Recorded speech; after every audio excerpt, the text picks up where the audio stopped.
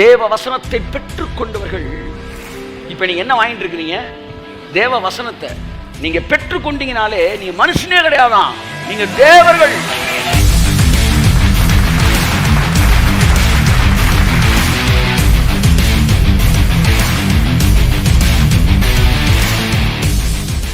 தேவ சித்தத்துக்கு வெளியே போகாத. இந்த உலகத்திலே கிடைப்பதற்கு அரிய மகிமையான காரியம் என்னவென்றால், நேர்மறையான வார்த்தைகள், ஜீவன் தருகிற வார்த்தைகள், உயிர்ப்பிக்கிற வார்த்தைகள், சிருஷ்டிக்கிற வார்த்தைகள், என்னை மறுரூபமாக்கக்கூடிய வார்த்தைகள். நீங்க உட்கார்ந்துருக்க கூட உயிரோட உட்கார்ந்துருக்கலாம், ஜீவனோட. யாருக்குமே நடக்காத ஒரு அற்புதம் உங்களுக்கு மட்டும் நடக்கலாம், நீங்க உட்கார்ந்துகிட்டே இருக்கும்போது.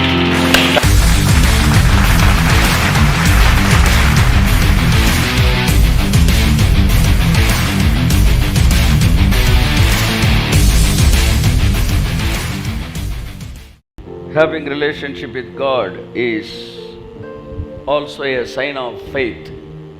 தேவனோடு உறவு வைத்துக் கொண்டிருப்பது என்பது விசுவாசத்தின் ஒரு அடையாளம். கடவுள் இருக்காரா அப்படின்ற ஒரு கொஸ்டினோட கூட உட்காந்துருக்கலாம். அது நேரடியாக கேட்க முடியாது, கொஞ்சம் பயமாக இருக்குது. ஆனால் மனசு ஓரத்தில் இது இருக்கலாம். ஆனால் பாட்டோட மனசு இணையலை, ஒர்ஷிப்போட மைண்டு செட் ஆகலை.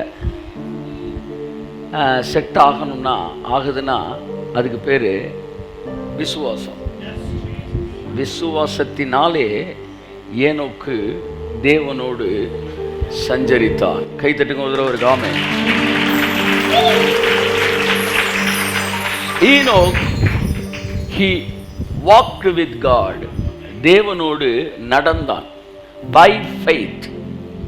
அப்ப விசுவாசத்தினாலே ஏனோக்கு தேவனோடு சஞ்சரித்தான். அப்படின்னா ஜெபித்தான், உறவாடினான். நீங்கள் உறவாடுவதற்கு, ஜெபிப்பதற்கு, பேசுவதற்கு, ஆராதிப்பதற்கு, கையை தூக்குவதற்கு, விரலை அசைப்பதற்கு கூட உங்களுக்கு விசுவாசம் தேவைப்படுகிறது. கிறிஸ்தவ வாழ்க்கையிலே விசுவாசம் என்பது ஒரு உயிர். விசுவாசம் என்பது ஒரு உயிர். அப்ப விசுவாசம் இருந்துச்சுன்னா உங்கள்கிட்ட உயிர் இருக்கும். நான் சொல்றது புரியுதா உங்களுக்கு? அப்போ உயிர் எப்போ போகும்னா, விசுவாசம் போயிருச்சுன்னா உசுறு போச்சு. அதாவது இயேசு தபித்தாலே எழுந்துரு அப்படின்னாரு, அந்த பொண்ணு எந்திரிச்சிச்சு.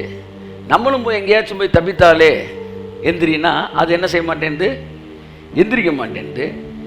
எப்பத்தான்றாரு, நம்ம போனால் அப்பத்தான்ற மாதிரி தான் இருக்குது. நம்ம சொல்லலாம், இயேசு சொன்ன அதே வார்த்தையை தான் நான் சொல்கிறேன், ஆனால் ஒன்றும் நடக்கலை. அப்போ என்னென்னா, இந்த வார்த்தையில் ஒன்றும் இல்லை, இந்த வார்த்தைக்குள்ளே இயேசு கிறிஸ்துவின் விசுவாசம் இருந்தது. அந்த விசுவாசமே அந்த வார்த்தைக்கு உயிர் கொடுக்கக்கூடியதாக இருந்தது. ஆகவே இதிலிருந்து என்ன தெரிகிறது என்றால், உயிர் என்றால் விசுவாசம், விசுவாசமே உயிர். அப்போ உங்களுடைய எல்லா செயல்களுக்கும் ஒரு உயிர் தரக்கூடிய வல்லமை உங்களுடைய விசுவாசத்திற்கு இருக்கிறது. நீங்க கையை தூக்கும் போது அந்த கை தூக்குறதுக்கு கூட ஒரு பவரை கொடுக்கிறதுக்கு, ஒரு உயிரை கொடுக்கிறதுக்கு விசுவாசத்தினாலே முடியும். ஆமென். கரங்களை தட்டி கர்த்தருக்கு நன்றி சொல்லுவோம். அப்ப ஒருத்தன் விசுவாசத்தோட கையை தூக்குறான், அது உயிருள்ள கை தூக்கப்படுதல். இன்னொரு ஒரு விசுவாசம் இல்லாம கை தூக்குறாரு, அது செத்த கை தூக்குதல். இது ரெண்டுக்கும் உயிருள்ள கை தூக்குதல், செத்த கை தூக்குதல். உயிருள்ள தோத்திரம், செத்த தோத்திரம். உயிருள்ள அல்லேலூயா, செத்த அல்லேலூயா. உயிருள்ள கை தட்டுறது, செத்த கை தட்டுறது.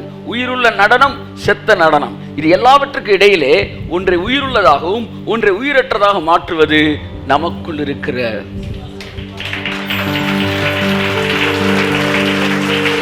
விசுவாசத்தினாலே ஏனோக்கு தேவனோடு சஞ்சரித்தான்.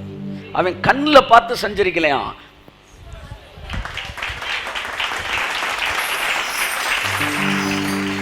அடுத்த வசனம் சொல்லுது, தேவனிடத்தில் சேர்கிறவன் அவர் இருக்கிறார் என்றும் தம்மை தேடுகிறவர்களுக்கு பலன் கொடுக்கிறார் என்றும்.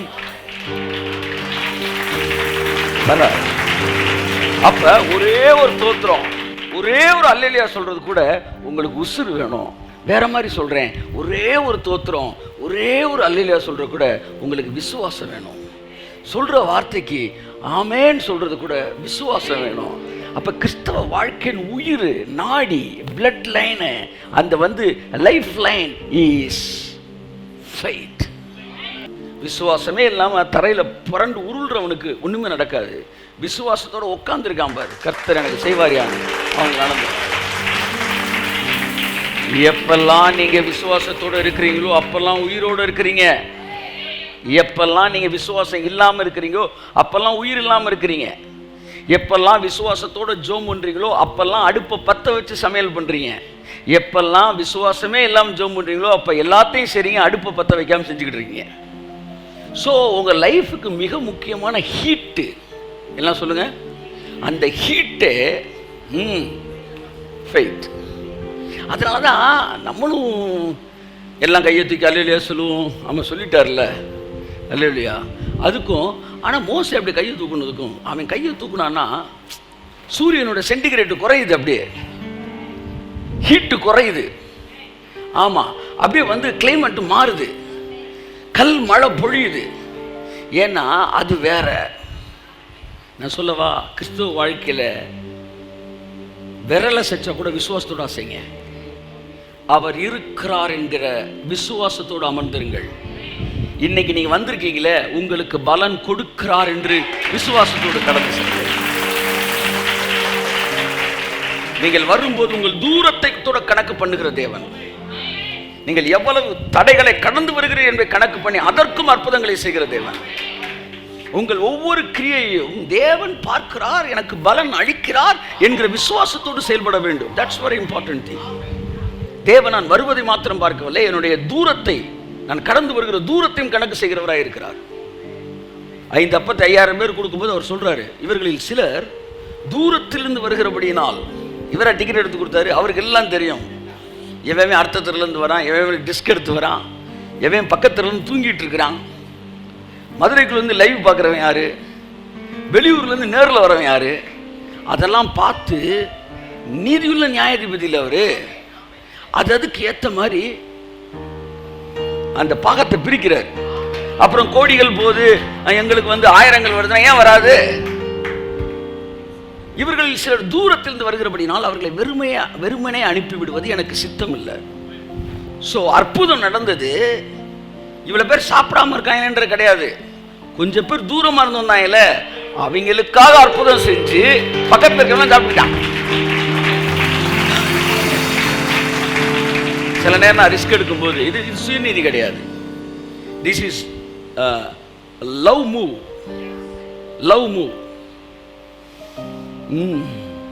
என்னுடைய ஒவ்வொரு விஷயத்தையும் தேவன் கன்சிடர் பண்ணுகிறார்.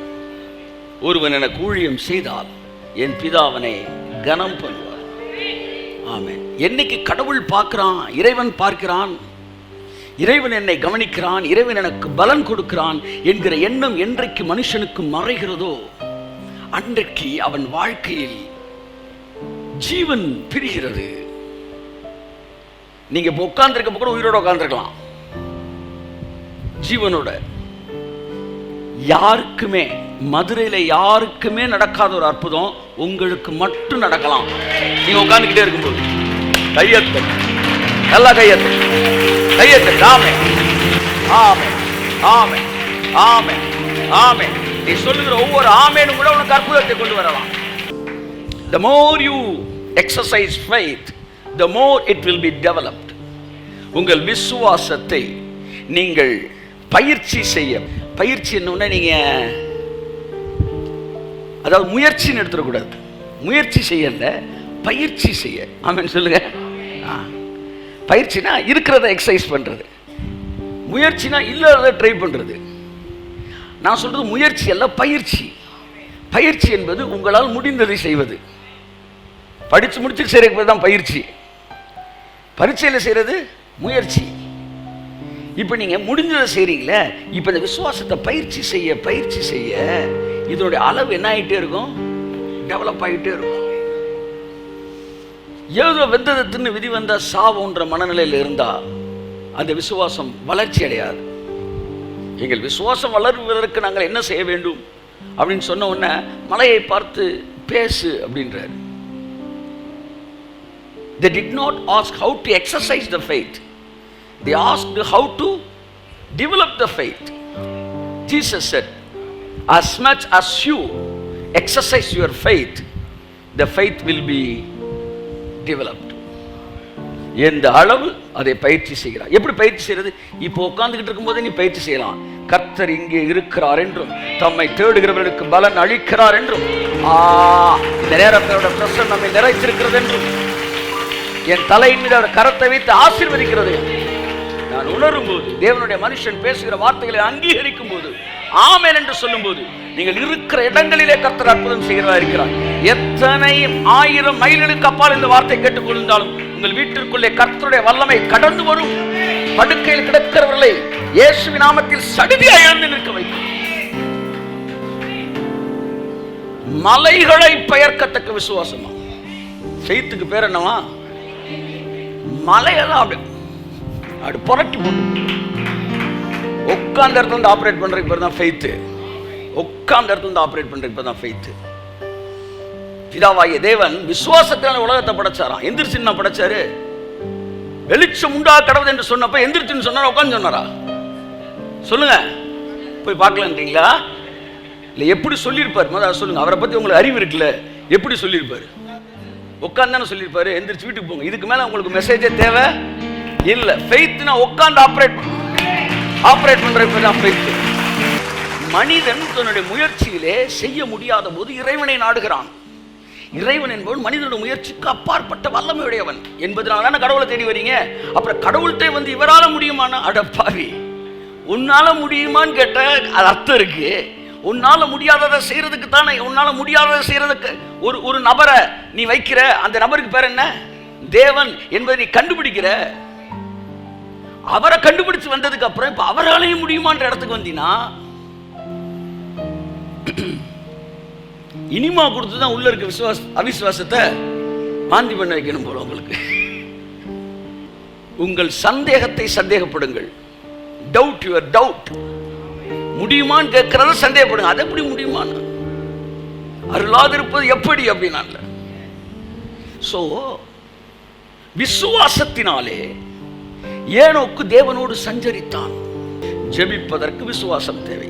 அந்நிய பாஷை பேசுவதற்கு விசுவாசம் தேவை. அந்நிய பாஷையை கூட நீங்கள் பெறாமல் இருப்பீர்கள் என்றால், அல்லது நீங்கள் பேசாமல் இருப்பீர்கள் என்றால், பேச முடியாதபடி இருப்பீர்கள் என்றால், it's a sign of unbelief. Bible சொல்லுது, நீ அவிசுவாசியாய் இருக்கிறாய், ஆகையால் ஊமையாய் இருப்பாய். ஸோ டங்ஸ் பேசும்போது முதலாக நீங்க எதிர்கொள்ள வேண்டிய ஆவி எது தெரியுமா? அவிசுவாசத்தின் ஆவி. நீயா பேசிட்டு இருக்கியா அப்படின்ற சத்தம். 1 கோடி பேர் இன்னைக்கு தமிழ்நாட்டில் அந்நிய பாஷை பேசுறாங்கன்னா அதுல 1 கோடி பேருக்கு கேட்ட சத்தம் அது. நம்ம அத்தனை பேரும் அந்த அவிசுவாசத்தை ஜெயிச்சு தான் அந்நிய பாஷை பேசிட்டு இருக்கிறோம். விசுவாசிக்கிறவர்கள் நடக்கும் அடையாளங்கள் ஆவன நவமான பாஷைகளை பேசுவார்கள். சோ ஏனோக்கு கண்ணில் பார்த்து சஞ்சரிக்கலையாம், விசுவாசத்தினாலே சஞ்சரித்தான். விசுவாசம்னா என்ன? சஞ்சரிக்கிறதுனா என்ன? Walking with God. தேவனோடு நடப்பதுதான் சஞ்சரிப்பது. Enoch walked with God. தேவனோடு நடந்தான். அப்படின்னா என்ன அர்த்தம்னா, வாழ்க்கையின் ஒவ்வொரு நாளும் அவரோடு கழித்தான். நடக்கிறதுக்குன்றது என்ன அர்த்தம்? நடக்கிறதுன்றது வாங்க காலார் அப்படி நடந்துட்டு வரும் அப்படின்னா அது ஒரு ரிலேஷன்ஷிப். கணவன் மனைவி நடக்கிறார்கள், நண்பர்கள் நடக்கிறார்கள், அவங்களாம் நடக்கும்போது பேசிக்கிட்டே நடக்கிறாங்க. Sharing, walking. ஆமேன்னு சொல்லுங்க. இது ஃபெய்த் இருந்தால் தான் வரும். சில தனியாகவே பேசிட்டு போகிறான் ரோட்டுக்குள்ளே, அதையும் நான் பார்க்குறேன். ஆமாம், அந்த வாடகை பணத்தை வாங்கி இங்கே கொடுத்துட வேண்டியதுதான். அவங்களாம் நிறைய தனியாக பேசுவாங்க, நான் பார்த்துருக்குறேன். சாரி, இது தப்பாக பேசலை. ஏன்னா அது ஒரு ஜெனட்டிக் கர்ஸ் மாதிரியே பார்த்துருக்குறேன். ஒரு வயசுக்கு மேலே தானாக பேச ஆரம்பிப்பாங்க. ஏன்னா ஓவராக சிந்திக்கிறவங்களுக்கெல்லாம் விளைவு தான். ஏன்னா இப்படி பேசிகிட்டே இருப்பாங்க. இது தேவனோடு சஞ்சரிப்பதல்ல, தனக்குத்தானே பேசிக்கொண்டு கடைசியாக மென்டல்ன்ற ஒரு சூழ்நிலைக்குள்ளே கடந்து செல்றது ஒரு விஷயம் அது. ஆனால் நான் சொல்கிறது, ஏனோக்கு தனியாக தான் பேசிக்கிட்டு இருந்தான், ஆனால் தேவனோட பேசிக்கிட்டு இருந்தான். ஆமே ஆமே ஆமே ஆமே. நீங்கள் எனக்குள்ள ஒரு ஜோம் பண்ணுங்க அப்படின்னா, ஒரு பையன் இப்போ ஜோம் பண்ணுறான் கண்ண முடினா, it's an act of faith. அவனுக்கு முன்னாடி யாருமே இல்லாமல், அவனுக்கு முன்னாடி இருக்கிறது யாரு கண்ணுக்கும் தெரியாம, சரியான வார்த்தை, யாருமே இல்லாம என்ற தப்பு. அவர் இருக்கிறார். அவர் இருக்கிறது கண்ணுக்கே தெரியாம இப்ப அவன் பேசிக்கிட்டு இருக்கானா, it is an act of faith. ஆமென், ஆமென். இதுக்கு மேல ஒண்ணும் தேவை இல்லை. ஆண்டவரே, இந்த பிளட் கேன்சரை சுகப்படுத்துங்கப்பா இயேசு கிறிஸ்துவின் நாமத்தினால. 2000 வருஷங்களுக்கு முன்பாக நீர் எங்க இருக்கிறார்? நீர் எங்க இருக்கிறார்? இப்ப எனக்கு முன்னாடி இருக்கிறார். நீர் சிலுவையிலே எங்களுடைய பாடுகளை ஏற்றுக்கொண்டு எங்கள் துக்கங்களை சுமந்தீர் என்று எழுதி இருக்கிறது. ஆகவே நாங்கள் அதை சுமக்க வேண்டிய அவசியம் இல்லை. உங்களுடைய நிழலுக்குள் நாங்கள் வந்தபடினால் வாத எங்கள் கூடாரத்தை அணுகுவதில்லை. இயேசு கிறிஸ்துவின் நாமத்தினாலே சுகமடைவதாக. ஆமென், ஆமென். இப்ப கண்ணுக்கு முன்னாடி தெரியாத ஒரு ஆள்கிட்ட நான் பேசியிருக்கேனா? இது போதும் தேவன் இறங்கி கிரியை செய்வதற்கு. எங்கெல்லாம் விசுவாசம் இருக்கிறதோ அங்கெல்லாம் தேவனுடைய வல்லமை கட்டவிழ்க்கப்படுகிறது, அங்கெல்லாம் தேவனுடைய மகிமை கட்டவிழ்க்கப்படுகிறது. விசுவாசம் என்பது எளிமையானது. Wherever faith is, there glory is. எங்கே விசுவாசம் செயல்படுகிறதோ அங்கே மகிமை கடந்து வருகிறது. அப்ப faithனா என்ன? which manifests God's glory. விசுவாசம் என்றால் தேவனுடைய மகிமையை கட்டவிழ்க்கக்கூடிய ஒரு மாபெரும் சாதனம். ஒரு என்ன சொல்றது? சாதனம்னா என்ன சொல்றாங்க? பொருள், ஒரு medium, device which manifests God's glory. The level of faith is the level of glory. உங்க வாழ்க்கையில விசுவாசம் எவ்வளவு இருக்கிறதோ தேவனுடைய மகிமை அவ்வளவாய். பேசிக்கிட்டே இருங்க, கனெக்ஷன்லயே இருங்க. இங்க பாருங்க, நீ எங்க வேணாலும் இருக்கலாம். நீங்க 5 பேர் இருக்கிற இடத்துல இருக்கலாம், 500 பேர் இருக்கிற இடத்துல. 500 பேர் இருக்கிறனால உங்களுக்கு அற்புதம் நடக்காதுங்க. 5 பேர் இருக்கிறனால உங்களுக்கு நடக்காம போகாதுங்க. 50,000 பேர் இருக்கிறனால உங்களுக்கு நடந்துடாதுங்க. 50,000 பேரோ 500 பேரோ நீ கனெக்ட் ஆகும்போது உனக்கு அற்புதம் நடக்க போகுது. அது யாருமே இல்லாத தனி அறையா இருக்கலாம், 5 பேர் இருக்கிற ஒரு கூட்டமா இருக்கலாம். ஆனால் நீ அமர்ந்திருக்கிற நேரத்தில் இருதயம் திறக்கப்பட்டு விசுவாசத்தில் தேவனோடு இணைக்கப்படுவாய். ஆனால் அந்த நாள் வாழ்க்கையின் அற்புதத்தின் நாள். faith பிராக்டிஸ் பண்றது which is the basic place to operate faith. It is the place where we pray. விசுவாசத்தை ஆப்ரேட் பண்ணுவோம். எங்கடா மலை? யானை மலைக்கு போமா, திருப்பூர்ன்ற மலைக்கு போமா, எந்த மலைக்கு போனா? விசுவாசத்தை பயிற்சி செய்கிற முதலிடம் எது தெரியுமா? எது? ஜெபம். ஜெபம். கண்ணுக்கு தெரியாத தேவனோடு நாம் இணைக்கப்படுவது விசுவாசத்தை பயிற்சி செய்கிற அடிப்படை, basic lesson to operate faith is prayer. அதனால தான் பிரேயர்ன்றது எல்கேஜி ஸ்டடி, பிரேயர்ன்றது பிஹெச்டி ஸ்டடி. அது ஒரு அழகான ஒரு விஷயம். மனுஷன் ஒண்ணுமே செய்ய தெரியாதப்ப முதலாக கட்டளையிட வரவில்லை, ஜெபிக்கத்தான் ஆரம்பிக்கிறான். அடுத்து தேவனுடைய வெளிச்சத்தினாலே பேச ஆரம்பிக்கிறான். அடுத்து கட்டளையிட ஆரம்பிக்கிறான். அடுத்து ஆப்ரேட் பண்றான், மலையை தூக்குறான், பெயர்க்கிறான், அப்படியே புரட்டி போடுறான், சூரியனை கீழ்படுத்துறான், சந்திரனை கீழ்படுத்துறான், செயல்பட ஆரம்பிக்கிறான். செயல்பாட்டில் உச்சத்தில் வரும்போது திடீரென்று அவனால் செயல்பட முடியாத இடத்திற்கு வரும்போது அந்த உச்ச நிலையில் மறுபடியும் பிதாவின் இடத்தில் பேசுகிறான். இப்ப இங்க இருந்த பிரேயர் வேற, பிகினிங் லெவல்ல அப்பாட்ட பேசினா, அப்புறம் தானா செயல்படுறான் அப்பாவுடைய அறிவுல. அங்கேயும் செயல்பட முடியாத போது மறுபடியும் அப்பாட்ட பேசுறான். எல்லா சூழ்நிலையிலும் அவனால் செயல்பட முடியாத போதும் தேவன் அவன் செயல்படும் போதும் அவனை விட வல்லமையுள்ளவராக இருக்கிறார். அப்ப அதுக்கு மேல முடியாத போது திரும்ப அவன் அப்பாட்ட பேசுறான். அப்ப தேவன் எப்பவுமே ஆல்மைட்டி காடாவே இருக்கிறாரு. உங்களால் முடியாததை ஏன்ட்ட நீங்க கொண்டு வாங்கன்றாரு. அப்ப எல்லா நேரங்களிலும் நீங்கள் பிதாவோடு தொடர்பு கொள்ளலாம். எல்லா நேரங்களில் நீங்க தான் வேலையை செய்யணும் கிடையாது. முடியாத நேரங்களில் நீங்கள் தகப்பனிடத்தில் கொண்டு வரலாம். ஜெபம்ன்றது பிஹெச் லெவல்லையும் பண்ணலாம், ஜெபம்ன்றது எல்கேஜி லெவல்லையும் பண்ணலாம். அப்ப மனிதன் தேவனோடு பேசுவது விசுவாசத்தை பயிற்சிக்கக்கூடிய ஒரு இடம். தொடர்ந்து இந்த விசுவாசத்தை பிரேயர்ல பயிற்சி வைக்கிறீங்க, ஈஸியாக வாழ்க்கையில பயிற்சி வைக்கிறாங்க. புரியுது உங்களுக்கு? ஆமா. நான் உங்களுக்கு ஜெபத்தை டோட்டலா நான் அடிச்சு பேசுனது எல்லாமே ஜெபத்தின் மேல் வைக்கிற விசுவாசத்தை தான் அடிச்சு பேசியிருக்கிறேன் ஒழிய ஜெபத்திலே இருக்கிற விசுவாசத்தை நான் அடிச்சு பேசல. நீங்க பழைய செய்தி நல்லா கேட்கணும். ஜெபத்திலே விசுவாசம் உள்ளவர்களாய் நீங்கள் கேட்டுக்கொள்வது எதுவோ அதை பெற்றுக்கொள்கிறீர்கள். ஜெபத்தின் மேல் விசுவாசம் உடையவர்களாய். இன்னைக்கு நமக்கு சொல்லிக் கொடுக்குற எல்லாமே ஜெபத்து மேல விசுவாசம். 72 hours 72 hours பண்ணினா உனக்கு ஒன்று கிடைக்கும்ன்றாங்களே, அது ஜெபத்தின் மேல விசுவாசம். இப்ப நான் சொன்னேன்ல, அன்புள்ள பரமபிதாவே 2000 வருஷங்களுக்கு முன்பாக, இது ஜெபத்திலே விசுவாசம். ஜெபத்திலே நீங்கள் தேவன் மீது வைக்கிற விசுவாசத்திற்கும் ஜெபத்தின் மீதே வைக்கிற விசுவாசத்துக்கு வித்தியாசம் உண்டு. ஜெபத்தின் மீது விசுவாசம் வைக்காதீர்கள், தேவன் மீது விசுவாசம் வையுங்கள். ஜெபத்திலே விசுவாசம் வையுங்கள். ஆமென் சொல்லுங்க. ஜெபத்தின் மேல் அல்ல, ஜெபத்திலே. அப்ப faith, prayer is an act of faith. அப்ப ஏனோக்கு தேவனோடு சஞ்சரிக்க என்ன ஆச்சுன்னா, பழைய ஏனோக்கு காணாம போய் புது ஏனோக்கு வெளியே வந்துட்டான்.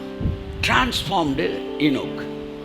நீங்க கூட கடவுளோட சஞ்சரிக்க உங்க பழைய சிருஷ்டி மறைந்து தேவனுடைய சத்தத்தை கேட்டு புதிய சிருஷ்டியா இந்த பூமியில நடமாடுவீர்கள். பழைய ஜஸ்டின் காணாம போயிடுவான், புதிய ஜஸ்டின் காணப்படுவான்.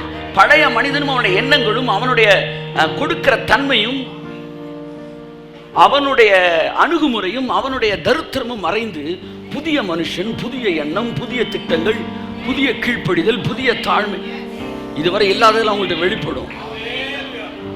விசுவாசத்தினாலே தேவனோடு சஞ்சரிக்கிறவர்கள் காணப்படாமல் போவார்கள். அதுதான் புது சிருஷ்டின்றது. புது சிருஷ்டி வரணும்னா பழைய சிருஷ்டி காணாம போகணும். தேவனோடு சஞ்சரிப்பது இட்ஸ் a faith. அதற்கு அடுத்த வசனம் தான் சொல்லுது, ஆகையால் தேவனிடத்தில் சேருகிறவன் அவர் இருக்கிறார் என்றும். யார மைண்ட்ல வச்சு எழுதுறான்? டக்குன்னு சொல்லுங்க, யார மைண்ட்ல வச்சு எழுதுறான்? ஏனோக்கு விசுவாசத்தினால் தேவனோடு சஞ்சரித்தான். அடுத்த வசனம், ஆகையால் தேவனிடத்தில் சேர்கிறவன். ஏனோக்கு மைண்ட்ல வச்சு எழுதுறான், தேவனிடத்தில் சேர்கிறவன் அவர் இருக்கிறார் என்றும் தம்மை தேடுகிறவர்களுக்கு ஏனோக்குக்கு பதில் அளித்தது போல நமக்கும் பதில் அளிக்கிறார் என்றும் விசுவாசிக்கிறோம். By faith Enoch walked with God. Faith is a device which converts the invisible thing into visible one. கண்ணுக்கு தெரியாத கண்ணுக்கு தெரிகிறதை மாற்றக்கூடிய ஒரு பெரிய கன்வெர்ட்டர் தான் faith. சோ எந்த அளவு விசுவாசம் உங்களுக்குள் இருக்கிறதோ அந்த அளவு உங்கள் குடும்பத்தில் மகிமை இருக்கும். அந்த அளவு உங்கள் வாழ்க்கையிலே தேவனுடைய மகிமை வெளிப்படும். அந்த அளவு உங்கள் தொழிலிலே தேவனுடைய மகிமை வெளிப்படும். மற்றவர்கள் கற்பனை செய்து பார்க்க முடியாத உயரத்திற்கு உங்கள் ஊழியம், உங்கள் தொழில், உங்கள் குடும்பம், உங்கள் ஆரோக்கியம், உங்கள் ஐஸ்வர்யம் கடந்து வரும். அது தேவனுடைய மகிமை செய்யும். இந்த ஆமென் சொல்ற கூட ஒரு ஃபெய்த் வேணும், இல்லாட்டி வராது. இப்ப நான் சொல்லி சொல்ற ஃபெய்த் இருக்கு பாத்தீங்களா, அது வேற. நான் சொல்லி சொல்ற ஆமென் அது தானாவே உள்ள இருந்து தேவன் இருக்கிறார், மகிமைன்னு ஒன்று இருக்கு. அந்த விசுவாச அளவு கூடும்போது அந்த மகிமை வேலை பார்க்குது. இதெல்லாம் உள்ள. இயேசு சொன்னார், நீ விசுவாசித்தால் தேவனுடைய மகிமையை காண்பாய். இந்த உலகம் தேவனுடைய மகிமையை பார்ப்பதற்கு ஏங்கிக் கொண்டிருக்கிறது. நான் தேவனுடைய மகிமையை பார்க்க ஏங்கிக் கொண்டிருக்கிறேன். என் குடும்பம் தேவனுடைய மகிமையை பார்க்க ஏங்கிக் கொண்டிருக்கிறது. சபை தேவனுடைய மகிமையை பார்க்க ஏங்கிக் கொண்டிருக்கிறது. ஓ, the hidden glory ல இருந்து manifested glory பார்ப்பதற்கு இந்த உலகம் ஏங்குகிறது. மாம்சமானவர் எதையும் கண்ணால் பார்த்து நம்பக்கூடியவர்கள் கூட மாம்சமானவர்கள் யாவரும் ஏகமாய் காணக்கூடிய மகிமை உனக்குள்ளிருந்தும் எனக்குள்ளிருந்தும் புறப்படுவதற்கு அவருடைய கண்கள் உத்தம மனமுடையவனை தேடிக்கொண்டிருக்கிறது. அந்த உத்தம குணம் என்கிற விசுவாசத்தை அவருடைய கண்கள் தேடுகிறது. According to your faith, the glory will be manifested. இந்த உலகத்தின் சிந்தனைகள், உலகத்தின் எண்ணங்கள் எல்லாவற்றையும் தூக்கி எறிஞ்சிட்டு தேவனுடைய மகிமை பார்க்கணுன்ற மனநிலையோடு தேவனோடு சஞ்சரிக்கிற ஒரு இடத்திற்கு வாருங்கள். அவிசுவாசம் சுட்டரிக்கப்படும் என்று சொல்லுகிறேன். சிலரெல்லாம் அப்படி மூஞ்சி அப்படி தூக்கி இப்படி பார்த்த உடனே தெரிஞ்சிருது, கொஞ்ச நாள் அவன் என்ன பாவம் வாழ்க்கையில் என்னத்தை கேட்டு வளர்ந்துருக்கிறான் என்றது. இந்த மூஞ்சில தெரிஞ்சிருமா என்னுடைய ஃபெய்த் லெவல்? இதுல தெரிஞ்சிடும். முகம் சொல்லுங்க சார். இல்ல மூஞ்சின்னா தான் நல்லா இருக்கு. இந்த மூஞ்சில வந்து தெரிஞ்சிடும் என்னுடைய ஃபெய்த் லெவல்.